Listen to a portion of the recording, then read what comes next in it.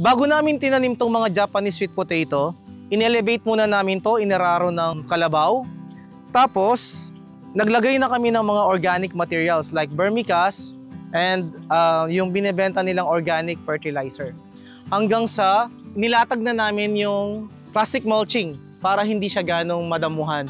As you can see, ang damo lang ay nasa gitna at nasa gilid. Pero itong nasa gitna, wala siyang damo dahil nga mayroon siyang plastic mulching. Kasi nga, equipped naman na yung lupa at ang kamote hindi naman yan gaanong maselan. Ang kamote kasi, lumalaban naman yan sa damo. Ang kamote, of course sa una, kapag kinat mo kasi yan, dapat medyo shaded muna sila ilalagay. Pag pinating mo sila, nilagay mo sila sa para paugatin, dapat hindi sila full sun. Kasi masusunog sila. Especially this one, ang Murasaki. Kasi hindi siya green pigment, medyo maselan to. At madali lang din malusaw, kumbaga mahina ang kanyang stem dahil nga dark siya.